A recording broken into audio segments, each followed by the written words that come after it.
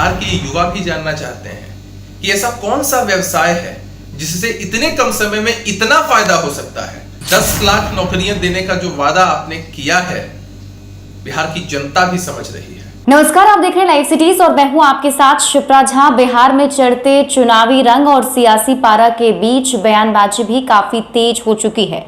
सत्ता पक्ष की तरफ से विपक्ष पर आरोप लगाया जाता है तो विपक्ष अपने आरोपों के साथ सत्ता पक्ष को घेरने की कोशिश करता दिखाई देता है। इसी कड़ी में और जदयू के प्रवक्ता अभिषेक झा ने एक बार फिर से तेजस्वी यादव पर निशाना साधा है और उन्होंने साफ शब्दों में उनसे सवाल पूछे हैं कि आखिर वो ये बताएं कि इतने कम वक्त में कैसे उनकी संपत्ति दोगुनी हो गई है। सबसे पहले आप सुनिए अभिषेक झा क्या कह रहे हैं।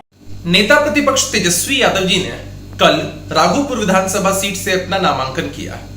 हलफनामे में उन्होंने बताया कि कैसे 5 वर्षों में उनकी संपत्ति 2 गुनी से भी ज्यादा, 5 करोड़ से भी ज्यादा हो चुकी है।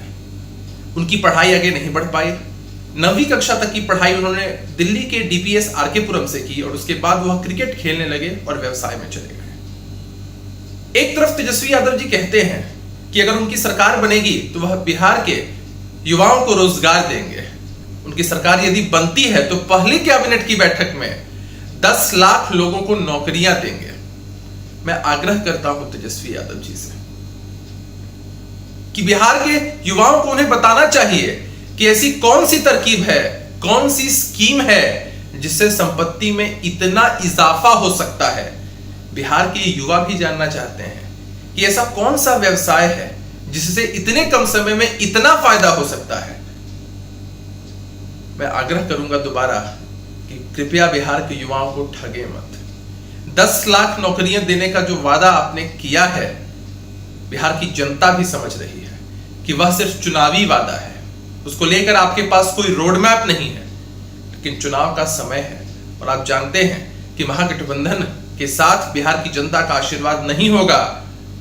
तो कुछ भी कह दिया आपने, लेकिन बिहार की जनता झांसे में नहीं आएगी। तो सुना आपने, अभिषेक झा ने अपने बयान में कहा है कि तेजस्वी यादव ने जो नामांकन के दरमियान अपना हलफनामा दायर किया उसमें उनकी संपत्ति के बारे में जो जानकारी दी गई है उसमें बताया गया है कि उनकी संपत्ति 2 गुनी हो गई है। तो ये बताएं कि आखिर जो बिहार के युवा हैं वो ऐसी स्कीम का इस्तेमाल कर अपनी संपत्ति 2 गुनी क्यों नहीं कर सकते। उस स्कीम के बारे में नेता प्रतिपक्ष को बताना चाहिए।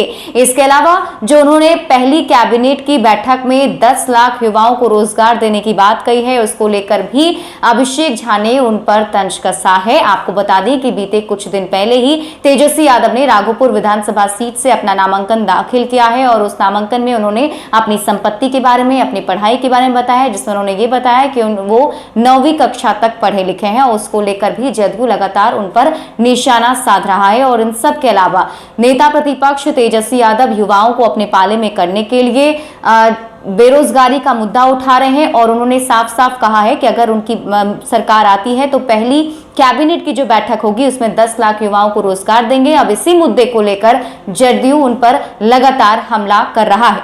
ज्यादा अपडेट के लिए आप जुड़े रहिए लाइव सिटीज के साथ और अभी तक अगर आपने हमारा यूट्यूब चैनल सब्सक्राइब नहीं किया है तो सब्सक्राइब कर लीजिए। ये वीडियो अगर आप फेसबुक पेज पर देख रहे हैं तो पेज को लाइक कर लीजिए। साथ ही साथ आप हमें ट्विटर पर फॉलो करना मत भूलिएगा।